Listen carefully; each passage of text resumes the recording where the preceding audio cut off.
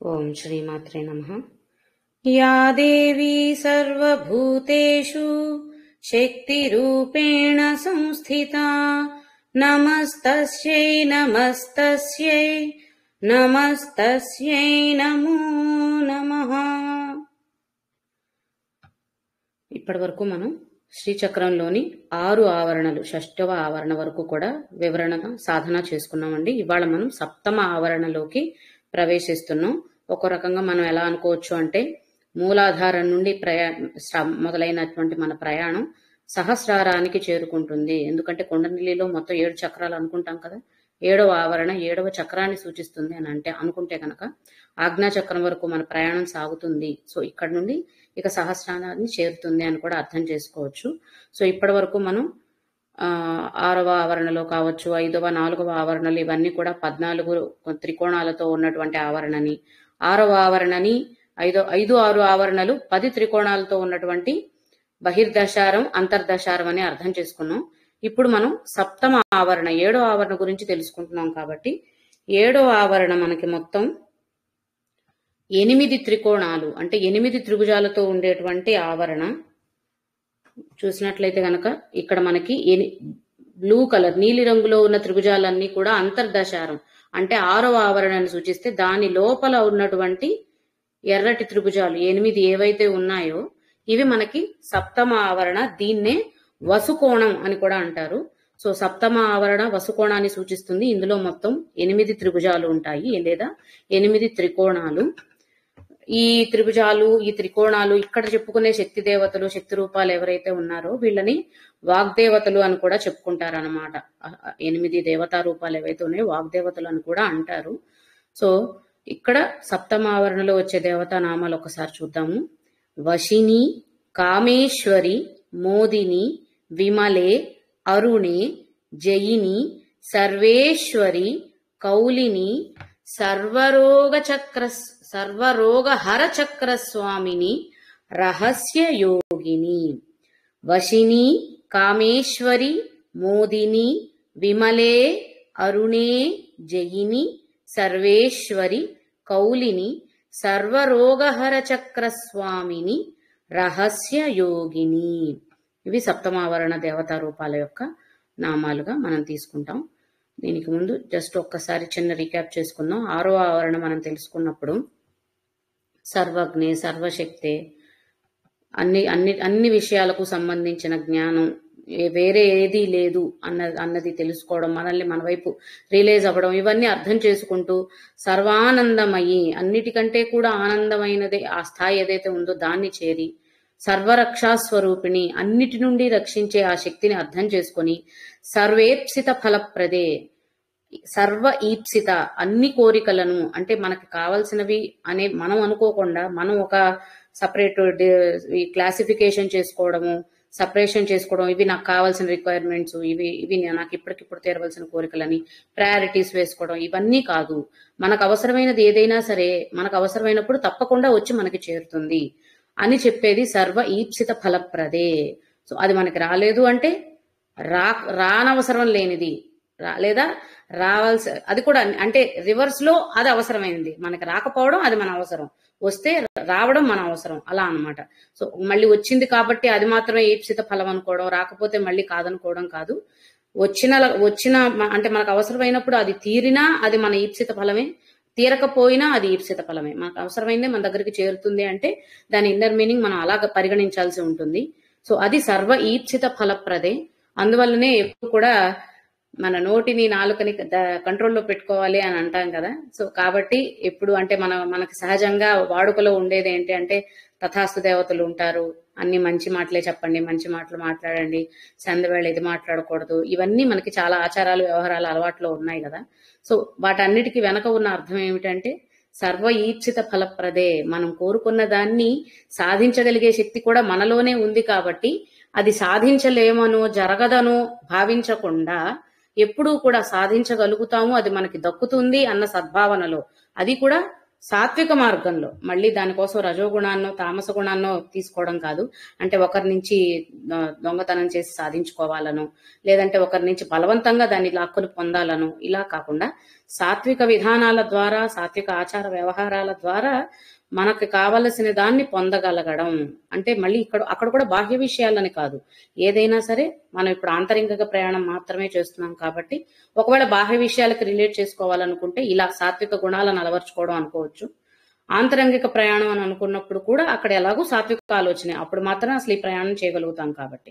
So ఇది సర్వ ఈప్సిత ఫలప్రదే సర్వ రక్షాకర చక్రస్వామిని, అంటే అన్ని విధాలుగా అన్ని వైపుల నుంచి రక్షణ కవచం లాగా మనకి ఉంటుంది. అందుకని నిగర్భ యోగిని అని అన్నాం. నిగర్భ యోగిని అంటే ఏం చెప్పుకున్నాం, గర్భంలో ఉన్న శిశువుకి తల్లి గర్భాశయం ఎలా అయితే అన్ని విధాలుగా తనకి రక్షణగా ఉంటుంది, అన్ని విధాలుగా అంటే అక్కడే బీజం పడింది కాబట్టి, ఆ సృష్టి జరుగుతున్నది అక్కడే కాబట్టి ఆ సృష్టిని అంతటినీ కూడా కాపాడే శక్తి అని కూడా అనుకోవచ్చు అన్నమాట. ఇక్కడ నిగర్భ యోగిని అంటే అన్ని విధాలుగా అన్ని వైపుల నుంచి, అంటే నాకు ఇది కావాలా, నాకు ఇది వెల్తిగా ఉందా, లోటుగా ఉందా, ఇవేమీ ఆలోచించాల్సిన అవసరం లేదు.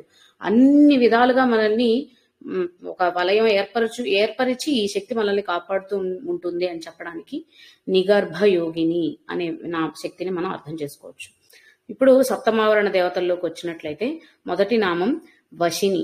మనము వశము అన్నప్పుడు ముందు ఆవరణలు వివరించుకునేటప్పుడు కూడా చాలా చోట్ల సర్వవశంకరి ఇలా చాలా చోట్ల మనకి నామాలన్నీ వస్తూనే ఉన్నాయి, అక్కడ కూడా అర్థం చేసుకున్నామండి. సో అక్కడ అర్థం చేసుకున్నదంతా ఒక స్థాయి వరకు, ఎందుకంటే ఒక సాధకుని ప్రయాణం ఒక్కొక్క లెవెల్ నుంచి లేదా ఒక్కొక్క ఆవరణ నుంచి మొదలై అలా చిన్న చిన్నగా ముందుకు నడుస్తున్నప్పుడు ఆ స్థాయిని బట్టి అక్కడ వశము అన్న పదానికి అర్థాన్ని ఆ పరిస్థితులను బట్టి అర్థం చేసుకున్నాం. ఇక్కడ ఇంకా మనం ఇందాకే చెప్పుకున్నాం ఆజ్ఞా చక్రం నుంచి సహస్రారం వైపుకి వెళ్తున్నామని, అంటే పూర్తి స్థాయికి వెళ్ళిపోతున్నాం కదా, పైన అన్నిటికంటే ఉన్నతమైన స్థాయికి మనం చేరుకోవడానికి దగ్గరగా ఉన్నాం. అంటే మనం కనుక ఒక దేవాలయానికి వెళ్ళినప్పుడు లేదా తిరుమల తిరుపతి దేవస్థానానికి వెళ్ళినప్పుడు 7 కొండలు ఎక్కాలంటాం కదా, ఒక్కొక్క కొండని ఒక్కొక్క చక్రంగా తీసుకున్నట్లయితే గనక పైకి వెళ్ళిన తర్వాత కూడా మళ్ళీ మనల్ని ద్వారాలు ఆపుతూ ఉంటాయి, ఒక్కొక్క ద్వారం ఆపుతూ ఉంటుంది. సో ఆ ద్వారాల గుండా ఇప్పుడు ప్రయాణం చేశామని అనుకుంటే గర్భగుడిలోకి ప్రవేశించే ముందు ఉండే స్థితులు అనమాట ఇవన్నీ కూడా మనం అలా పరిగణించవచ్చు. గర్భగుడి దగ్గరగా వెళ్తూ, అంటే అందరికీ కూడా అవకాశం లేదు, విఐపీలకి స్పెషల్, వివిఐపీలకు మాత్రమే రెండో ద్వారం మొదటి ద్వారం నుంచి ప్రత్యేక దర్శనాలు లేకపోతే ప్రత్యేక సేవలు జరుగుతాయి తిరుపతిలో కదా. సో అలా ఇప్పుడు మనం వివిఐపీల కింద ఉన్నాం అనుకోవచ్చు. సో వివిఐపీ స్టేటస్ ని మనం ఎంజాయ్ చేస్తూ దాన్ని ఆస్వాదిస్తూ అంత దగ్గరగా గర్భగుడిలో ఉన్న ఆ దేవతా రూపాన్ని మనం చూడబోతున్నాము అన్న ఆ ఆలోచనని మాత్రమే మనసులో, ఆ భావనని, అంటే అప్పుడు ఎలాంటి భావన అయితే మన మనసులో కలుగుతుందో, ఎటువంటి ఉద్వేగానికి కానీ ఎటువంటి మానసిక సంతోషానికి కానీ మనం లోనవుతాము, ఆ భావనలన్నీ కూడా ఇక్కడ మనం కంప్లీట్ గా యాప్ చేసుకోవచ్చు అనమాట. ఎందుకంటే ఆ స్థాయి దాకా వెళ్ళాం కాబట్టి ఇక అక్కడ సాధకుని స్థితి అలానే ఉంటుంది. సో ఇక్కడ వశిని అన్నది మనం ఎలా అర్థం చేసుకోవాలంటే పూర్తిగా వశం అయిపోయాం ఆ శక్తికి, ఎందుకంటే ఇంకా చాలా దగ్గరగా ఉన్నాం కదా చూడడానికి, అంటే చేరుకుంటున్నాం అన్న విషయం మనకు అర్థమైనప్పుడు ఇక వాళ్ళ గురించే ఆలోచన కదా. ఇప్పుడు గర్భగుడిలోకి వెళ్ళిన తర్వాత, గర్భగుడికి దగ్గరగా వెళ్లి 2వ ద్వారము 3వ ద్వారం దగ్గర ఉన్న తర్వాత అక్కడ ఎప్పుడు ఆలోచిస్తాం మనం, ఆ ముందు ద్వారానికి ఎప్పుడు వెళ్తాం, మొదటి ద్వారం దాకా వెళ్లి ఆ దేవతామూర్తిని ఎప్పుడు చూడగలుగుతాం, దర్శన భాగ్యం ఎప్పుడు కలుగుతుంది, అదొక్కటే అక్కడ ఆలోచన ఉంటుంది కానీ ఆ ద్వారం దగ్గర వేరే ఆలోచనలు చేయాల్సిన అవకాశం కూడా దొరకదు. అంటే ఇంకా మన మనసులో ఇంకేమీ వేరే ఆలోచనలు స్ఫురించవు కూడా. సో ఆ స్థితి అక్కడ అలా వశమైపోవడం అన్నమాట. అంటే పరవశం అంటాం చూడండి మనం తెలుగులో. సో అలా ఇప్పటి వరకు ప్రాపంచిక విషయాలకు ఆ పరిస్థితులకు వశమైపోయి ఉన్న మనం వాటి నుంచి తొలగించుకొని ఇక్కడ ఈ శక్తి రూపానికి వశం కావడానికి ముందుకు వెళుతున్నాం. మనం మొదట తెలుసుకున్నప్పుడు పరమేశ్వరి అన్నప్పుడు కానీ ఇలా చెప్పుకున్నప్పుడల్లా శివుడు శక్తితో ఐక్యం అవ్వడం, శివం అంటే ఇది శవం కాదు కదా, ఆత్మరూపంలో ఉన్న ఈ శివం ఆ శక్తి రూపంతో, మనలోనే ఉన్న శక్తి రూపంతో ఐక్యం అవ్వడానికి చేస్తున్న ప్రయాణం అని మొదట్లోనే అదే తెలుసుకుంటూ వచ్చాము. సో అలా ఆ వశానికి దగ్గరగా ఉన్నాం కాబట్టి, అంత పూర్తిగా వశమైపోవడానికి దగ్గరగా ఉండడం వల్ల కలిగిన పరవశం, సో అది వశిని అన్న నామం ద్వారా అర్థం చేసుకోవచ్చు. సో దీన్ని ఒక నిమిషం కంప్లీట్ గా, అంటే బాహ్య విషయాలని పూర్తిగా నియంత్రించిన స్థితి అన్నమాట.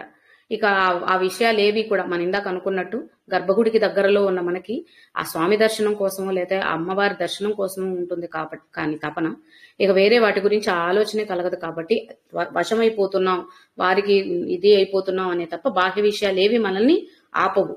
అంటే వెనకవాడు తోస్తున్నాడా, లేకపోతే కొడుతున్నాడా, లేకపోతే పిల్లలు ఏడుస్తున్నారా, ఇవేమి మనకు పట్టవు. ముందు దర్శనం కావాల్సిందే. ఇంకా మిగిలినవన్నీ తర్వాత. ఎలాగోలా దర్శనం బాగా చేసుకోవాలి, తృప్తిగా దర్శించాలి, ఇవే మాత్రమే మనలో ఉండే కోరికలు.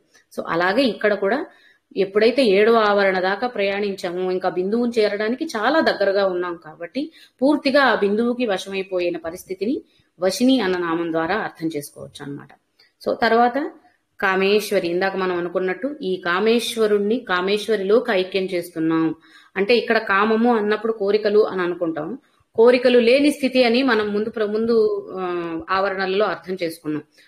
అంటే ఏ కోరికలు, బాహ్య విషయాలకు సంబంధించిన కోరికలు కాకుండా ఈ ప్రయాణానికి సంబంధించి ఆ కోరికలు లేని స్థితి నుంచి స్థితికి రావడమే కామేశ్వరి తత్వం అని సర్వ కామేశ్వరి అన్న దగ్గర అర్థం చేసుకున్నాం. ఇక్కడ కామేశ్వరి తత్వం అంటే ఇక్కడ ఉన్న ఒకే ఒక కోరిక ఆ శక్తిని చేరడం, అది మాత్రమే కోరికగా ఉందన్నమాట. అంటే ప్రేయసి ప్రియులు ఎలా అయితే విరహ తాపాన్ని తట్టుకోలేని పరిస్థితుల్లో ఉంటారో, ఎప్పుడెప్పుడు ఒకరినొకరు కలవాలి అన్న స్థితిలో ఉంటారో, అటువంటి విరహ వేదన మనలో ఉన్నటువంటి శక్తిని కలవడానికి మనకి కలిగేటువంటి ఈ ఆత్మరూపాన్ని అర్థం చేసుకోవడానికి మా చైతన్యం ఏదైతే ఉందో ఆ చైతన్యం పడేటువంటి విరహము, తపన, ఇవన్నిటినీ కూడా కామేశ్వరి తత్వంగా అర్థం చేసుకోవచ్చు అన్నమాట. మనకి ఏదైనా కొత్త విషయం తెలుసుకుంటున్నప్పుడు, లేదంటే ఏమంటారు, ఎన్నాళ్ల నుంచో పరిచయం ఉన్న వ్యక్తి చాలా గ్యాప్ తర్వాత, ఒకప్పుడు బెస్ట్ ఫ్రెండ్ అనుకోని మధ్యలో చాలా గ్యాప్ వచ్చేసింది, మళ్ళీ ఆ బెస్ట్ ఫ్రెండ్ ని, ఎందుకంటే ఇప్పుడు ఈ మధ్య స్కూల్ రీయూనియన్స్, కాలేజ్ రీయూనియన్స్ జరుగుతున్నాయి కదా, సో పాత స్నేహితులందరినీ, బెస్ట్ ఫ్రెండ్స్ అందరినీ కలవడానికి ఒక డేట్ ఫిక్స్ అయిన తర్వాత మనం ట్రావెల్ చేస్తున్నప్పుడు మనసులో అంతా ఎలాంటి కుతూహలం ఉంటుంది లోపల, ఎప్పుడెప్పుడు కలుస్తామా వాళ్ళతో, ఎప్పుడు మాట్లాడతామా, ఎప్పుడు వాళ్ళని దగ్గరగా చూస్తామా, లేదా వాళ్ళని ఎప్పుడు ఆలింగనం చేసుకొని మనసారా వాళ్ళతో మాట్లాడతామా, ఇలాంటివన్నీ మనలో ఉంటాయి. ఇంకా చెప్పాలి అంటే మన ఆడవాళ్ళందరికీ పుట్టింటికి వెళ్ళేటప్పుడు ఎటువంటి ఆనందం కలుగుతుంది అత్తారింటి నుంచి. సో అలా అంటే అర్థం చేసుకోవడం కోసం ఇవన్నీ కూడా ఒక భావంతో వ్యక్తీకరించగలిగినటువంటి పరిస్థితులు కావు. ఆ భావనలన్నీ కూడా ఉదాహరణలు చెప్పుకొని అర్థం చేసుకోవడానికి మాత్రమే ఇవన్నీ కూడా. సో ఆ కామేశ్వరి తత్వం అంటే అంత తహతహలాడిపోవడం అనమాట.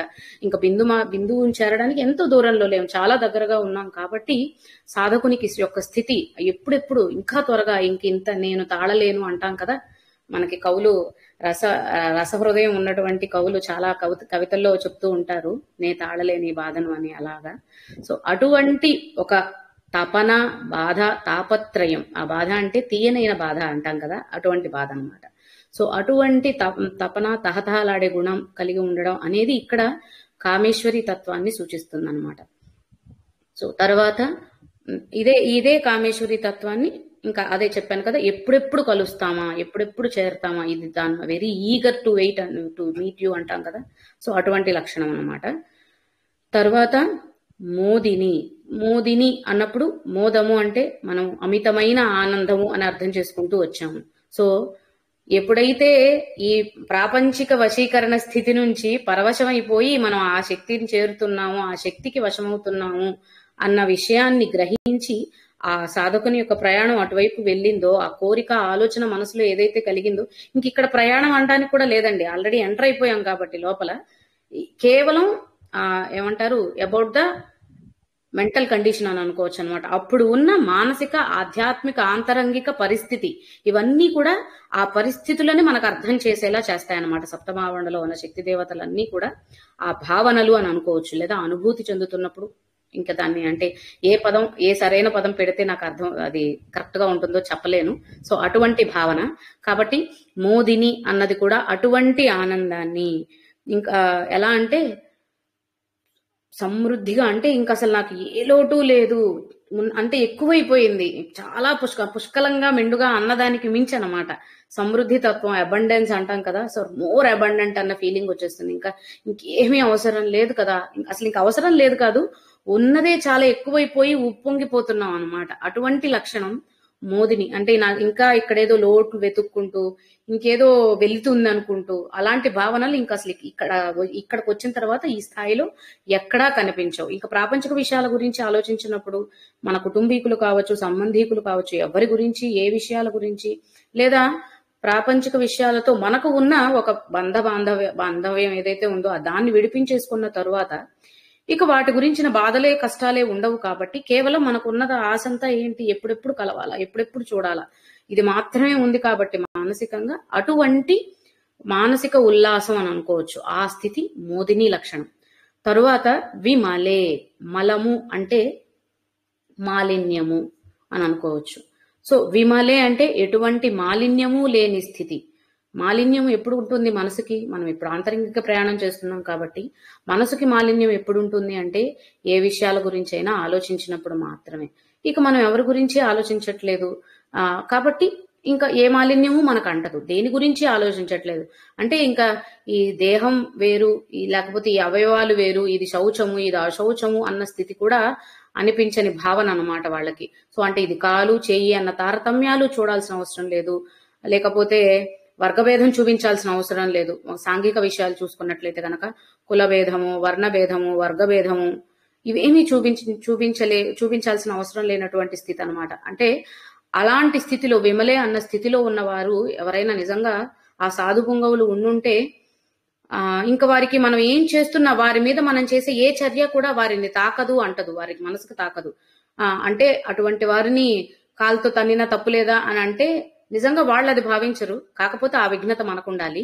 కాబట్టి అలాంటి స్థితి విమలే, ఎటువంటి మాలిన్యం మనకి అంటని స్థితి, దాన్నే ప్యూర్ అన్కండిషనల్. అంటే ఒక లిమిట్ పెట్టుకొని ఇంకా అంటే ఇక్కడ మనం మళ్ళీ ఇంకా అన్కండిషనల్ అని ఎక్కడ చెప్పుకోవచ్చు అంటే నేను ఈ దేవతను ఆరాధిస్తే మాత్రమే ఇది కలుగుతుంది, లేకపోతే ఎవరో చెప్పారు, ఈ గురువులు చెప్పినది ఫాలో అయితేనే ఇది జరుగుతుంది, ఈ దేవతా స్తోత్రం చదివితేనే, ఈ దేవతా పారాయణ చేస్తేనే నాకు ముక్తి మార్గం లభిస్తుంది. ఇటువంటి అపోహలన్నీ కూడా తొలగిపోయే స్థితి విమలే. ఎందుకంటే ఎటువంటి మాలిన్యము లేదు ఇంకా. ఇక అక్కడ ఈ చర్య, ఎందుకంటే అవన్నీ ఇప్పుడు మనం చెప్పుకునే ఆచార వ్యవహారాలు కావచ్చు, సంప్రదాయాలు కావచ్చు, ఇవన్నీ ఆ మార్గంలో మనం ప్రయాణించడానికి మనకి తోడ్పడేవి, సహకరించేవిగా మాత్రమే ఉండాలి తప్ప అక్కడే మన ఇది ఆగిపోకూడదు. మళ్ళీ ఆ ఆచార వ్యవహారాల దగ్గర వాటి గురించి ఆలోచించడం అంటే వెనక్కి వెళ్ళిపోవడం అవుతుంది. ఇక వాటన్నిటినీ అధిగమించిన స్థాయి. ఇక్కడ ఆచార వ్యవహారాలతో సంబంధం లేదు, వర్గభేదం లేదు, వర్ణభేదం లేదు, ఎటువంటి భేదం లేదు. ఎవరైనా మనం అందుకనే కదా ముందు నుంచి చెప్పింది, ప్రతి జీవిలో ప్రతి ప్రాణిలో ఉన్నది ఒకటే శక్తి అని అర్థం చేసుకున్న తరువాత ఇక ఎటువంటి భేదాలైనా తారతమ్యాలైనా మనం ఎలా చూపించగలుగుతాం?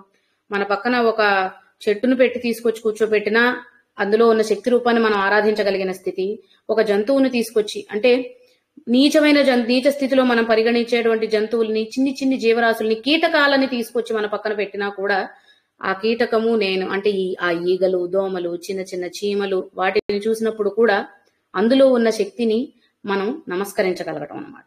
అందులో ఉన్న శక్తి రూపాన్ని, ఆ తేజస్సుని, ఏదైతే తేజస్సు ఉందో, ఏ శక్తి వల్ల అయితే ఈ జీవచర కోటి మొత్తం కూడా నడుస్తుందో, అంటే వాటిలో ప్రాణం ఉందని మనకు అర్థమవుతుందో, ఆ శక్తిని మనం ఆరాధించగలిగిన స్థితి. ఎటువంటి ఆలోచనలు, తారతమ్యాలు పెట్టుకోకుండా. అందువల్లే అన్కండిషనల్. ఒక కండిషన్ పెట్టుకొని, రూల్స్ పెట్టుకొని, మడి ఆచార వ్యవహారాలని పెట్టుకొని, ఇవి ఉదయం చేయాల్సినవి, లేకపోతే ఈ ఆచారాలు, ఎందుకంటే మనకి సమయాచారం, దక్షిణాచారం అని చాలా ఆచారాలు ఉన్నాయి కదా వ్యవహారాలు చేసేటప్పుడు.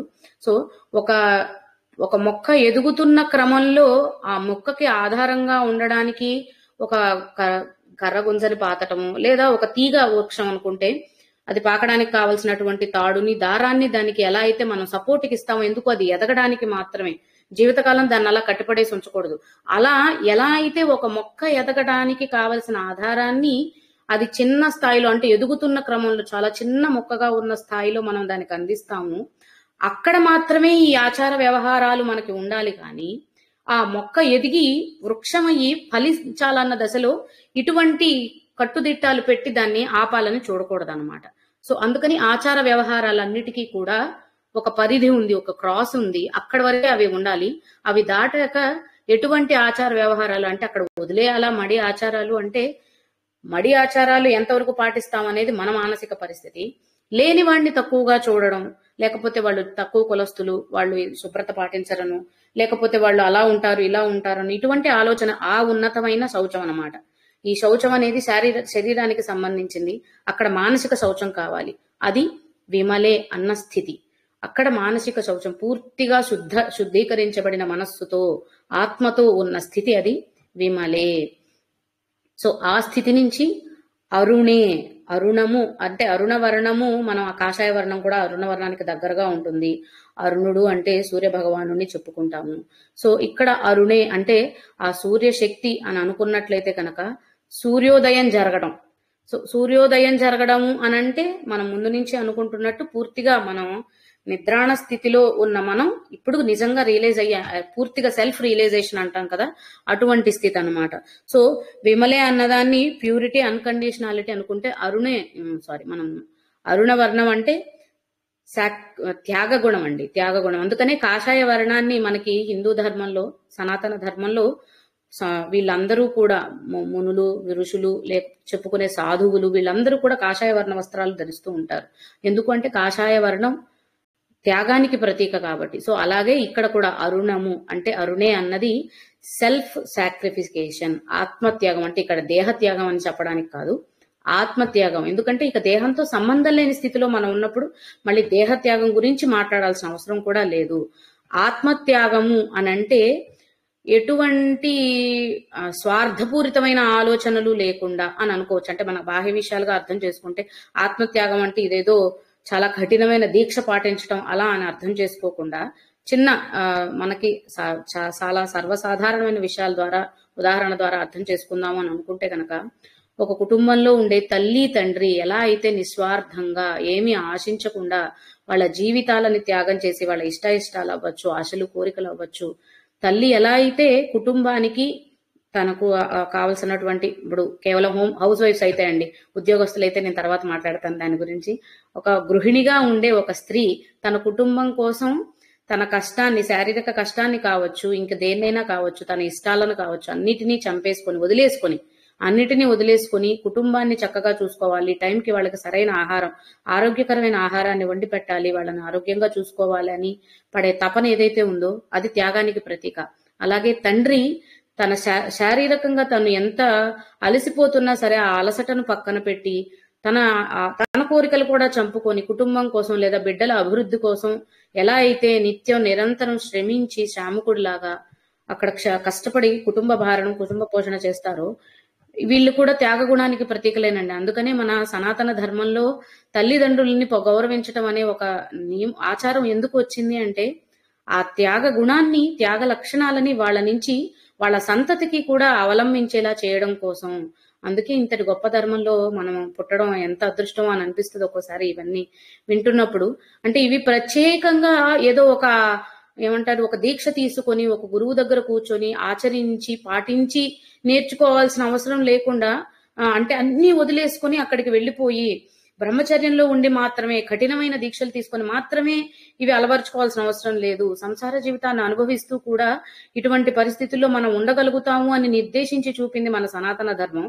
కాబట్టే మన పెద్దవాళ్ళని గౌరవించమని కానీ, తల్లిదండ్రులను గౌరవించమని కానీ, తల్లికి మొదటి గురువు స్థానాన్ని ఇచ్చి తండ్రిని తర్వాత అర్థం చేసుకుంటూ తల్లి, తండ్రి, గురువు వీళ్ళ ముగ్గురిని దైవంతో సమానంగా భావించే చిన్న చిన్న పాదాలు, నానుడులు, శ్లోకాలు ఎన్నో మనకి చిన్నతనం నుంచి మనకి నేర్పిస్తూ వాటినే మనలో అలవరుస్తూ, అంటే అణువణువున అవి మనలో జీర్ణించిపోయేలా ఇటువంటి లక్షణాలన్నిటినీ కూడా మన జీవన విధానంలో భాగం చేశారే తప్ప ప్రత్యేకంగా ఒక దీక్ష తీసుకొని ఒక ఆచార వ్యవహారాలు ఉన్నటువంటి గురువు దగ్గర మాత్రమే ఆ దీక్ష తీసుకొని ఒక మంత్ర దీక్ష ఇంకేదైనా పూజా దీక్ష తీసుకొని అక్కడికి మాత్రమే వెళ్లి మీరు చేయవలసిన అవసరం లేదు.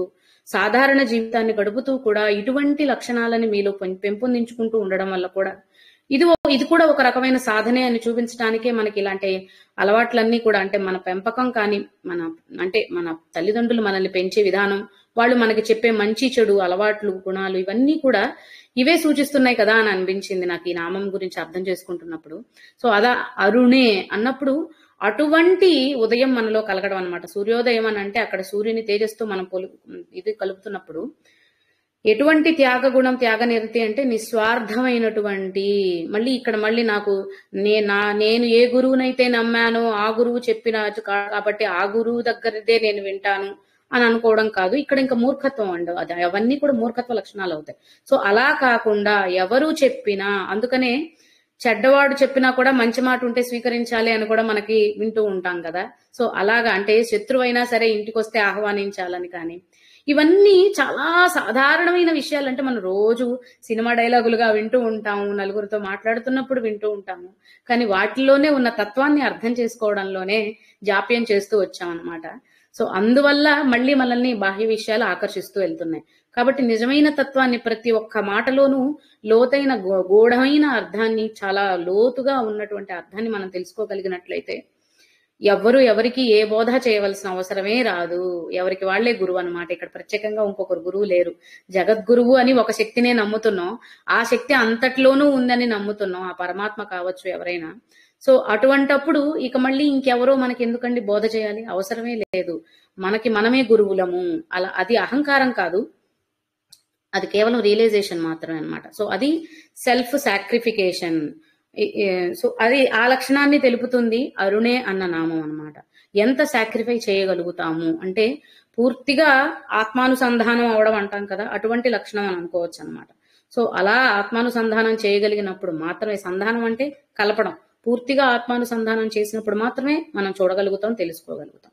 అది అరుణే అన్న నామం మనకు అర్థం చేస్తుంది. తరువాత జయిని, జయము. జయము అంటే మళ్ళీ విక్టరీ, అన్నిటినీ గెలవడం అన్నదే అర్థం చేసుకుంటాం. సో ఇక్కడ అక్కడ వరకు మనం ఇప్పటి వరకు వచ్చిన ఆవరణల్లో ఏం అర్థం చేసుకున్నాం? ఈ లెవెల్స్ అన్ని దాటి వెళ్తే జయిని అన్న స్థాయికి వెళతాము అని మాత్రమే అర్థం చేసుకున్నాం. ఇక్కడ వచ్చిన దాన్ని అనుభూతి చెందడం అనమాట.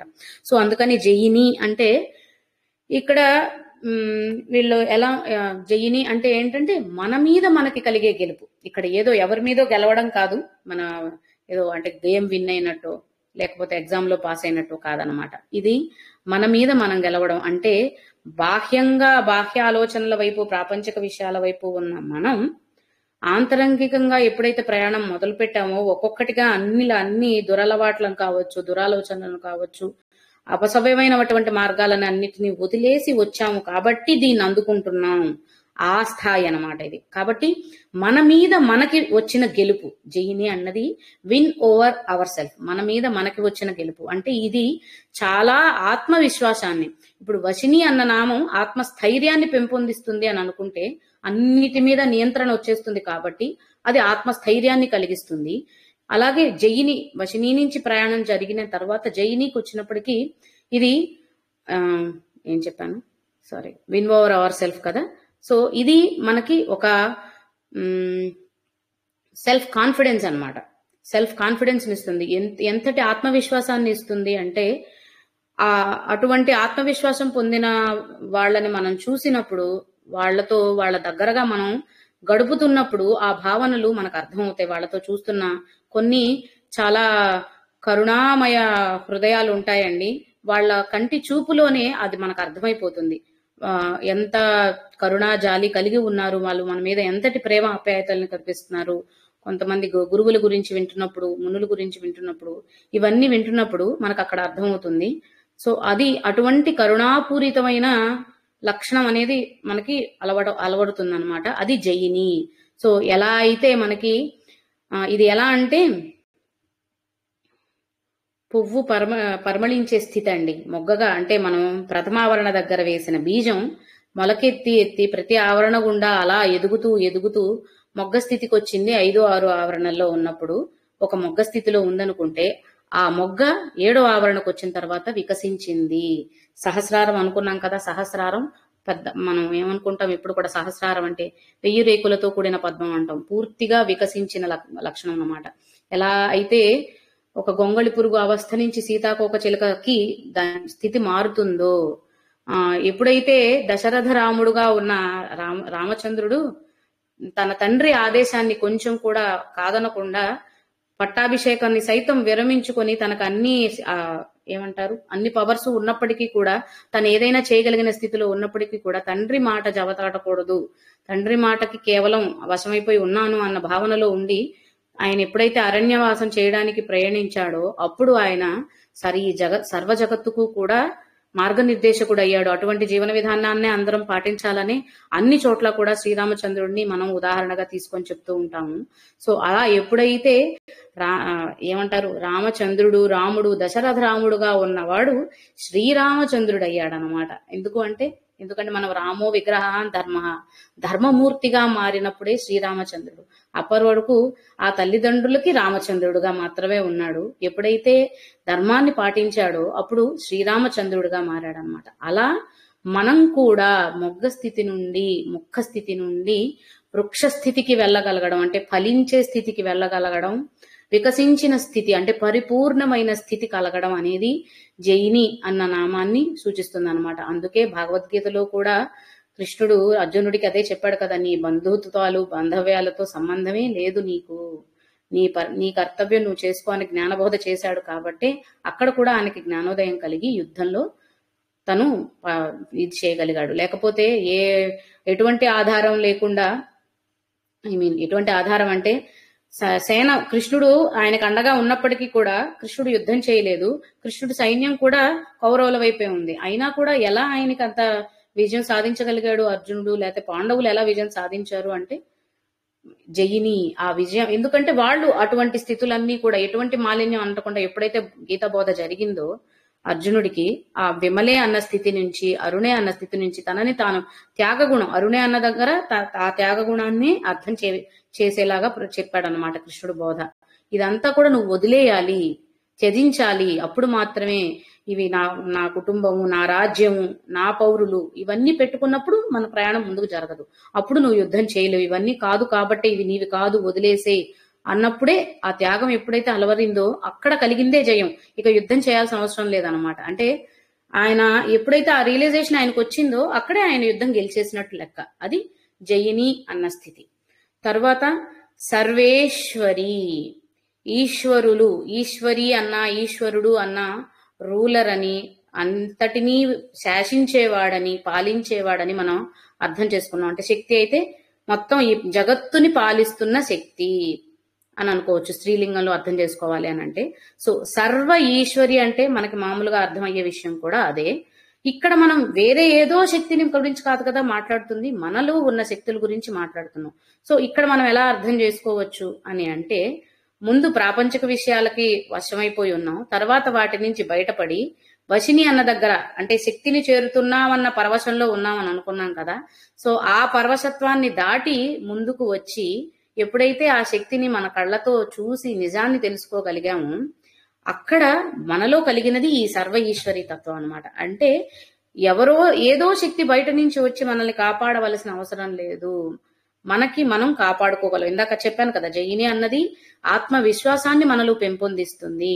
అంటే ఇంకా మనకి ఏ భయాలు లేవు కదా, ఆత్మవిశ్వాసం కావలసినంత పరిపూర్ణంగా ఉన్నప్పుడు దేని గురించో భయపడడమో, బాధపడడమో, వెనక్కి తగ్గడము అనేది లేదు. మనం ధైర్యంగా ఎదుర్కోవడానికి ముందుకు వెళ్తున్నాము, జయాన్ని కూడా సాధించేశాము అన్న తర్వాత మనదే సార్వభౌమాధికారం అన్నమాట. అంటే చక్రవర్తి లక్షణం అంటాం కదా. సో అలాగా అంటే మహారాజ్ఞి స్థితి అన్నమాట. శ్రీమాత, శ్రీ మహారాజ్ఞి అని అనుకుంటే మనం మాత అమ్మవారి లక్షణాన్ని, నిగర్భయోగిని దగ్గర శ్రీమాత అన్న లక్షణాన్ని అర్థం చేసుకున్నాం కదా. సో ఇక్కడ సర్వేశ్వరి అంటే మహారాజ్ఞి, రాణులకే రాణి, మహారాజ్ఞి, అన్నిటికీ అంటే కూడా ఉన్నతమైన శక్తి అన్న లక్షణాన్ని, సర్వేశ్వరి లక్షణాన్ని మనం అర్థం చేసుకోవడం, ఇది సెల్ఫ్ సాటిస్ఫాక్షన్ కింద చెప్పుకోవచ్చు అనమాట. ఇది పూర్తిగా సహస్రారాన్ని చేరిన స్థితి అనమాట. సెల్ఫ్ సాటిస్ఫాక్షన్, ఆత్మ సంతృప్తి, ఇంకా ఏ బాధ లేదు. అంటే ఇంకా శక్తిని పొందిన తర్వాత, చూసిన తర్వాత, కలిసిన తరువాత ఇంకా మనకి ఇంకేం అవసరం లేదు కదా, ఇంకా మళ్ళీ బయటికి వెళ్ళడం అనేది ఉండదు. కాబట్టి అది చూపిస్తుంది సర్వేశ్వరి. అంటే ఇంకా వీళ్ళు ఏ కాలంలో అయినా సరే, అంటే ఏమనాలంటే అమావాస్య రోజు కూడా పున్నమి చంద్రుడిని చూడగలిగినటువంటి స్థితి, లేదా అమావాస్య రోజే కాదు 365 రోజులు పౌర్ణమిని ఆస్వాదించగలిగిన స్థితి. ఎందుకంటే పున్నమి చంద్రుడు అందరికీ నచ్చుతాడు కాబట్టి 365 రోజులు కూడా పున్నమి చంద్రుడిని చూడగలరు. ఎందుకంటే సహస్రారాన్ని చేరిన తర్వాత అక్కడ ఉన్న తేజస్సుని మనం చూసిన తర్వాత ఇక మనకి ఉదయం, పగలు, రాత్రి, మధ్యాహ్నం ఇవేమి తారతమ్యాలు ఉండవు అనమాట. సో అది అంటే ఏ కాలంలో అయినా సరే ఆ అష్టమి చంద్ర విభ్రాజ అని చెప్పుకుంటున్నాము, లలితలో కూడా విన్నాం కదా. సో అటువంటి స్థితి, ఆ లక్షణం లేదంటే ఆ తేజస్సు ఏదైతే ఉందో దానిని ఆస్వాదించగలిగినటువంటి స్థితి సర్వేశ్వరి. ఇకపోతే కౌలిని. కౌలిని అన్నప్పుడు మనకి కౌలిని కులయోగిని అని అమ్మవారి నామాల్లో కూడా, లలిత నామాల్లో కూడా వచ్చింది. సో కులయోగిని అన్నప్పుడు మనం అక్కడ అదేం అర్థం చేసుకున్నాం, కుండలిని రూల్ చేస్తుంది, కాపాడుతుంది, అలానే అర్థం చేసుకున్నాం. ఇక్కడ కూడా అలానే కౌలిని, ఎందుకంటే సహస్రారానికి చేరిన తర్వాత ఇక ఆఖరిగా ఉన్న స్థాయికి వెళ్ళిపోయాం కదా. సో ఇక్కడ కౌలిని అంటే ఒక రకంగా ఎలా చెప్పుకోవచ్చు అంటే, ఇక్కడ సెల్ఫ్ రియలైజేషన్ అంటే ఇప్పటి వరకు కూడా ద్వైత భావనలో ఉన్నామని అనుకుంటే, ద్వంద్వ వైఖరితో అంటే శక్తి వేరు మనం వేరు, లేకపోతే దైవం వేరు మనం వేరు, ఆ దైవాన్ని ఎలాగైనా చేరాలి అన్న ఆలోచన ఇప్పటి వరకు మనలో ఉంది. సో ఎప్పుడెప్పుడు చేరతామా అని అనుకుంటూ వచ్చాము. అలా ప్రయాణం చేసిన తర్వాత ఇన్ని లక్షణాలను అలవర్చుకొని ఇక్కడ మనం రియలైజ్ అయింది ఏంటి, కౌలిని దగ్గర వచ్చిన సెల్ఫ్ రియలైజేషన్ అంటే శక్తి వేరే ఏంటో కాదు, శక్తి వేరే ఎక్కడో లేదు, నాలోనే ఉంది, ఇది నేను ఇప్పటి వరకు చూడలేకపోయాను అన్న రియలైజేషన్ మనకి ఎప్పుడైతే వస్తుందో అది కౌలిని లక్షణం అన్నమాట. సో దీన్ని మనం పూర్తిగా ఏమంటాం, సర్వస్వ శరణాగతి అనుకోవచ్చు. పూర్తిగా వశమైపోయిన తరువాత ఎప్పుడైతే మనలో ఉన్నటువంటి పంచ జ్ఞానేంద్రియాలని, వీటన్నిటినీ కూడా మనం నియంత్రించుకోగలిగి వాటి యొక్క ఇంపాక్ట్ మన మీద లేకుండా చేసుకొని వాటన్నిటిని అధిగమించి మన స్థాయిని పెంచుకొని మన ప్రయాణాన్ని సాగించి వచ్చిన తర్వాత ఇక పూర్తిగా మనం కేవలం మనలో ఉన్న శక్తికి సర్వస్వ శరణాగతి అవ్వడము, ఇంకా బయట విషయాలతో మనం అంటే వాటికి మళ్ళీ బానిస రూపాలుగా వెళ్ళొద్దనమాట. మనం బానిసగా అంటే ఎందుకంటే ఇప్పుడు మోదిని మనం అర్థం చేసుకున్నది అదే, విమలే అది ఏ మలినము లేదు అంటే ఎవరికీ కూడా మనం బానిసలం కాదు. అది బాహ్య విషయంలో మనం చెప్పుకునే ఆధ్యాత్మిక గురువులైనా కూడా కావచ్చు. బానిసలు అంటే వీళ్ళ పూజ చేసుకుంటే చాలు, వీళ్ళని ఆరాధిస్తే చాలు, లేదా వీళ్ళ పటం పెట్టుకుంటే చాలు, వీళ్ళ పారాయణ చేసుకుంటే చాలు, ఇవేమీ కాదు. అవి ఏమీ అవసరమే లేదు. ఎందుకంటే అక్కడ ఉన్న శక్తి ఇక్కడ కూడా ఉంది, నీలో ఉన్నదే నాలో ఉంది, నేనే నువ్వు నువ్వే నేను. సో ఇది అర్థమైన తరువాత దేనికోసమో తపన పడాల్సిన అవసరం లేదు. ఆ రియలైజేషన్ వచ్చిన పరిస్థితి కౌలిని దగ్గర మనకు అర్థమవుతుంది అనమాట. ఇంకా కొన్ని ఆచార వ్యవహారాల్లో అంటే శక్తి పూజలు, శాక్తేయంలో వెళ్లే వాళ్ళు కొంతమంది మనం ఇందాక చెప్పుకున్నట్టు దక్షిణాచారం, సమయాచార వ్యవహారాలు ఉంటాయి కదండి కొన్ని పూజా విధానాల్లో. అక్కడ కౌలిని అన్న దగ్గర కౌలాచారం కూడా చెప్పుకుంటారనమాట. అక్కడ ఏం చెప్తారు అంటే కౌలాచారంలో జస్ట్ బ్రీఫ్ గానే చెప్తున్నాను. జననేంద్రియాలని పూజించడం అంటే స్త్రీ శక్తి ఏదైతే ఉందో, సృష్టికి కారణమైనటువంటి అవయవం ఏదైతే ఉందో దాన్ని పూజించటం, గౌరవించటం. సో దాన్ని కూడా ఎందుకంటే మనకి పురాణ కథల్లో ఉన్నాయి కాబట్టి మనం నమ్ముతాం కాబట్టి దాన్ని కూడా, ఎందుకంటే సృష్టి కార్యం అనేది కేవలం శరీరానికి సంబంధించింది కాదు, ప్రకృతికి సంబంధించింది. ప్రకృతి పురుషుడు ఏకమవ్వడం అనే దాన్ని కూడా నమ్మే పరిస్థితి మనలో ఉండాలి కాబట్టి చెప్తున్నాను. సో కౌలాచారం అంటే ఆ పూజలు చేసేవాళ్ళు అనమాట. సో స్త్రీ శక్తిని పూజించేవాళ్ళు, ఆరాధించేవాళ్ళు అని అర్థం చేసుకోవచ్చు. స్త్రీ తత్వాన్ని, స్త్రీ శక్తిని అనే కంటే స్త్రీ తత్వాన్ని, స్త్రీ లక్షణాలని ఆరాధించగలిగిన స్థితి అని కూడా కౌల మార్గంలో చెప్పుకుంటారనమాట. కాబట్టి సమయాచారం, వామాచార పద్ధతుల్లో చాలా ఉన్నాయి కదా. సో అందులో కౌలాచారం అని కూడా చెప్తారు కౌలిని స్థితిని. అలా ఇవి సప్తమావరణ దేవతా రూపాలు అని అనుకుంటే, తర్వాత మనకి సర్వరోగహర చక్రస్వామిని, సర్వరోగహరం అంటే అన్ని రోగాలని హరించే శక్తి అని అర్థమవుతుంది కదా. సో ఇక్కడ రోగము అంటే మనకి హయ్యరవలి అని సార్ చెప్పినప్పుడు కానీ, మనం ఇక్కడ లమిత్యాది పంచపూజ అని చెప్పుకున్నప్పుడు కానీ అక్కడ కూడా అర్థం చేసుకున్నాం. రం అంటే వెలుగు, తేజస్సు, జ్వాల, ఈ అర్థాలన్నీ వస్తాయి అన్నమాట. గా అంటే అంధకారము, చీకటి, ఇవి వస్తాయి. సో గా అంటే ఇందులో ఉన్న రా అనే అక్షరం, గా అనే అక్షరం ఏం చేస్తుంది అంటే, రా అనేది వెలుగు అనుకుంటే, గా అంధకారం అనుకుంటే, మళ్ళీ అంటే ఈ వెలుగు నుంచి తిరిగి అంధకారంలోకి వెళ్లకుండా దాన్ని ఆపేటువంటి శక్తి సర్వరోగహర చక్రస్వామిని. ఎప్పుడైతే జ్ఞానోదయం మనకి కలిగింది అనుకుంటున్నామో, ఆ జ్ఞానోదయం కలిగిన తర్వాత మళ్ళీ జ్ఞానాంధకారంలోకి, చైతన్యవంతమైన మనం మళ్ళీ జడత్వంలోకి లేదంటే నిశ్చలమైన స్థితిలోకి వెళ్లే పరిస్థితి రాకుండా ఆపే శక్తి అని అర్థం చేసుకోవచ్చు. సర్వరోగహర చక్రస్వామిని, అన్ని రోగాలను హరించటం. సో ఆ జ్ఞానోదయం నుండి జ్ఞానాంధకారం అంటే అన్ని విషయాల్లో మళ్ళీ నేను రిపీట్ చేయక్కర్లేదు. ప్రాపంచిక విషయాలు అవ్వచ్చు, కుటుంబానికి సంబంధించిన విషయాలు అవ్వచ్చు, మనలో ఉండే క్రోధావేశాలు అవ్వచ్చు, అహంకారం అవ్వచ్చు, గర్వం అవ్వచ్చు, ఇవన్నీ కూడా. సో అలా అంటే మనం ఇందాక అనుకున్నాం వాగ్దేవతలు అని. వశిని కామేశ్వరి అంటే ప్రేమపూరితమైన మాటలు, వశం చేసుకునే మాటలు, మోదిని సంతోషాన్ని కలిగించే మాటలు. అంటే మన వాక్కుకి ఆ శక్తి ఉంది అనుకుంటే ప్రతి ఒక్క పదంలో మనం ఆ వాక్కుని కూడా రిలేట్ చేసుకోవచ్చు. విమలే అంటే ఎప్పుడూ కూడా ఎటువంటి మలినము అంటే ఒకరిని దూషించలేనటువంటి మంచి మాటలు మాట్లాడగలిగే స్థితి. అరుణే సాక్రిఫైస్ అంటే ఇదంతా నేనే నాదే అని గర్వపూరితమైన ఆలోచన కాకుండా మనందరిది, లేదా నీకు కావాలంటే తీసుకో, ఇచ్చేసేయగలిగిన పరిస్థితి. అటువంటి మాటలు.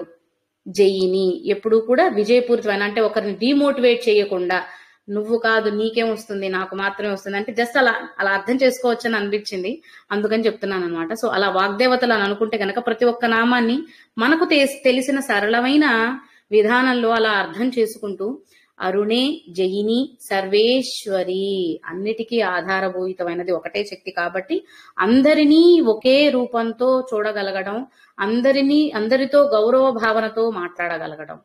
కౌలిని ఇందాకే చెప్పుకున్నాం కదా, సెల్ఫ్ రియలైజేషన్ అని అన్నాం కాబట్టి ఇక్కడ అందరినీ సమభావనతో చూడగలిగిన తర్వాత మనం ఉండగలిగిన స్థితి అదే, అందరితో ఒకేలా ప్రవర్తించగలుగుతాం కాబట్టి అది కౌలిని తత్వం అనుకుంటే. తర్వాత సర్వరోగహర చక్ర స్వామిని రహస్య యోగిని, ఇదే నిజమైన సృష్టి రహస్యం.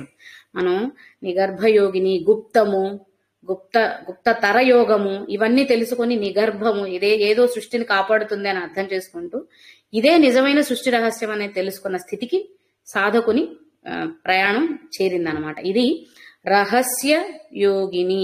సో కాబట్టి ఇక్కడ రహస్య యోగిని, అతి రహస్య యోగిని అని తర్వాత వస్తుంది. సో ఇటువంటి నామాలని బేస్ చేసుకునే కొంతమంది అనవసరమైనటువంటి అపనమ్మకాలను మనలో కలిగించి ఇది రహస్యమైంది కాబట్టి లలిత రహస్య నామాలన్నా ఇవైనా నిజమైన రహస్యం ఏంటి అంటే సృష్టి రహస్యం. ఈ సృష్టికి కారణం ఏంటి, మనం ఏంటి, మనం ఏం చేయాలి, who am I, what am I, why am I, ఈ 3 ప్రశ్నలు. ఎవరు నేను, ఎందుకు నేను, ఎలా నేను. సో ఆ నేను అన్న ప్రశ్నకి సమాధానం శోధించే ప్రయాణంలో మనం తెలుసుకున్న రహస్యం ఏంటి అనేది మాత్రమే ఈ శ్లోకాలైనా స్తోత్రాలైనా తెలుపుతున్నాయే తప్ప ఇంతకు మించి వేరే ఏమీ ఉండదు. కాబట్టి అనవసరంగా ఖడ్గమాల చదవకూడదు, సాధన చేయకూడదు అని అంటే దానిలో ఉన్న రహస్యం ఇదేనండి. ఇది బోధపడని వాళ్ళు కొంతమంది అది చాలా రహస్యం ఉంటుంది, అందులో చాలా శక్తి ఉంటుంది కాబట్టి అది మనం అందరం చేయకూడదని ఒక అపనమ్మకాన్ని మనలో మూఢనమ్మకాన్ని సృష్టించి కొంతమంది అలా దూరం చేసేశారు. తద్వారా మిగిలిన వాళ్ళు అంటే చేయాలన్న తపన ఉన్న వాళ్ళు అలా దూరం అయితే వాళ్ళు ఎలాగూ దూరం అయ్యారు కాబట్టి వాళ్ళ నెక్స్ట్ తరాల వరకు వాళ్ళల్లో ఉన్న నెక్స్ట్ ఫ్యామిలీ మెంబర్స్ కో వాళ్ళు షేర్ చేయరు కాబట్టి వాళ్ళు కూడా అలా మనం అందరం దీనికి దూరం అయ్యామే తప్ప ఇందులో చేయకూడనిది చేయరానిది ఏదీ లేదు. కాకపోతే సరైన దిశానిర్దేశం కోసం ఒక గురువుని ఎంచుకోగలిగి, అంటే ఏమీ ఆశించినటువంటి గురువు, మళ్ళీ అక్కడ కూడా అటువంటి గురువుని ఎంచుకోగలిగి వాళ్ళ ద్వారా మనం ఇవన్నీ అర్థం చేసుకోగలిగి ఆ ప్రయాణం చేయగలిగితే చాలు తప్ప ఇది ఒకరికి మాత్రమే అందగలిగింది, ఇంకొకరు చేయలేనిది. ఎందుకంటే ఇందాకే అనుకున్నాం కదా, కుల వర్ణ వర్గ భేదాలు ఏమీ లేవు అని. సో ఎటువంటి భేదాలు ఎవరికీ లేవు. అర్థం చేసుకోగలిగిన మానసిక పరిస్థితుల్లో మనం ఉండి ఆ స్థాయిలో మన ఆలోచన ఉండగలిగితే ఎవరమైనా చేయగలిగినటువంటిది, సాధించగలిగినటువంటిది. కేవలం అటువంటి ఆ సంకల్పం, ఆ దీక్ష మనలో ఉండాలే తప్ప ఎవరో ఒకరి ద్వారా ఎవరో కొంతమందికి మాత్రమే అందేది మాత్రం కాదు. ఈ శక్తి అందరిలోనూ ఉన్న శక్తి, దాన్ని అందుకోవడానికి మన ప్రయత్నం, మన మానవ ప్రయత్నం ఉండాలే కానీ, ఎందుకంటే మనం ఒక అడుగు వేస్తే ఆ శక్తి 1000 అడుగులు మన వైపుకు రావడానికి వస్తుంది. అందుకనే మనం ఇంత తొందరగా ప్రథమావరణ నుంచి సప్తమావరణకు వచ్చేసాం చూడండి. మనం ఎంతో శ్రద్ధ పెట్టి అందరం ఇక్కడ వచ్చి వినాలి, నేను తెలుసుకోవాలి అనుకున్న వాళ్ళం ఎంతమంది అయితే ఉన్నామో అంతమందిని అటెండెన్స్ రెగ్యులర్ గా ఉన్నాం కాబట్టి, మనం అలసత్వం చూపించలేదు కాబట్టి, మనం ఆ తామస గుణాన్ని చూపించలేదు కాబట్టి ఇక్కడ దాకా మన ప్రయాణం రాగలిగిందేమో, లేకపోతే ఏమో చెప్పలేం కదా ఎక్కడ ఆగిపోయేదో. సో ఈ సప్తమావరణ తెలుసుకున్నాము అంటే ఖడ్గమాల పూర్తిగా తెలుసుకున్నట్లే. ఇంకా మిగిలింది అష్టమావరణ, నవమావరణ. ఇవన్నీ కూడా మనకి అష్టమావరణలు చూస్తే కూడా బాణిని, చాపిని, పాశిని, అంకుశిని, మహాకామేశ్వరి, మహావజ్రేశ్వరి. ఇంకా మహా అంటేనే అన్నిటికంటే ఉన్నతమైనది, గొప్పది అని. సో అన్నిటికంటే ఇంకా మనం ఆల్రెడీ రహస్య యోగిని అని తెలుసుకున్నాం, సహస్రారం దాకా వచ్చామనుకున్నాం. సో అక్కడ దాకా వచ్చేసాము అంటే మన ప్రయాణం పూర్తయినట్టే అర్థం కదా. సో ఇంకా దాదాపు అంటే ఆల్మోస్ట్, ఎందుకంటే అందుకే చెప్పాను నవావరణలు అయినప్పటికీ సప్తమావరణ వరకు వచ్చేస్తేనే ఆజ్ఞాచక్రాన్ని దాటినట్టు కుండలిని ప్రయాణంలో అని కూడా అంటారు. కాబట్టి ఇలా రహస్య యోగిని అన్న నామం ద్వారా సృష్టి రహస్యాన్ని, జీవిత రహస్యాన్ని, లేదా జీవిత పరమావధి ఏమై ఉంటుంది అన్న రహస్యాన్ని అర్థం చేసుకోగలిగాము అని భావిస్తున్నాను. శ్రీమాత్రే నమః.